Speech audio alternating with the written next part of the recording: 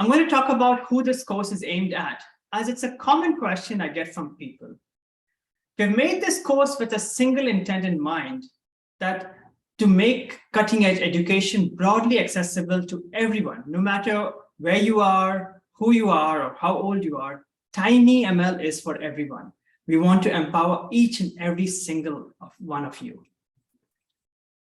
You may be a freshman just curious to know about how to get the first foot in the door with machine learning. You could be a systems engineer wanting to deploy TinyML, so you want to learn about the hardware.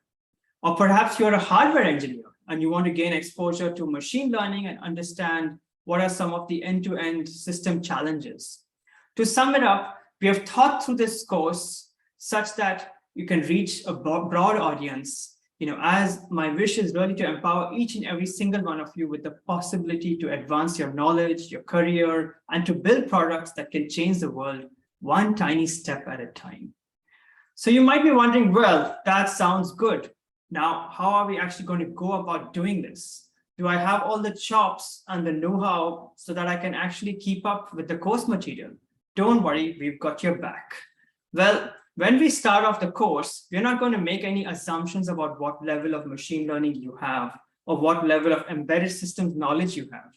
For part one, for instance, when we get into the fundamentals of TinyML, we're going to focus very much on just having the basic skills of scripting. So you've got to be able to program Python. Nothing too advanced, as programming is one of those things that you can pick up on the fly, but you've got to know basic scripting. As we go into part two, where we'll be focused on applications of TinyML, we're going to be using a lot of your know-how in Python and building applications in a Google Colab environment. I'll talk about Colab much more later on. But for now, think of it as some sort of web page where you can write your Python code.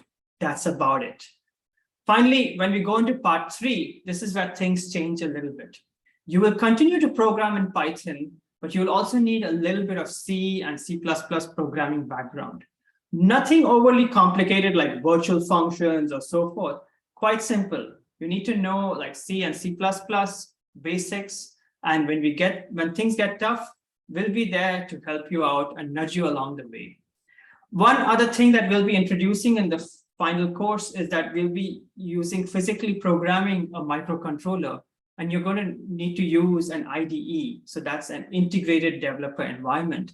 And we're going to provide you with that IDE that allows you to program the microcontroller device. Don't sweat about it.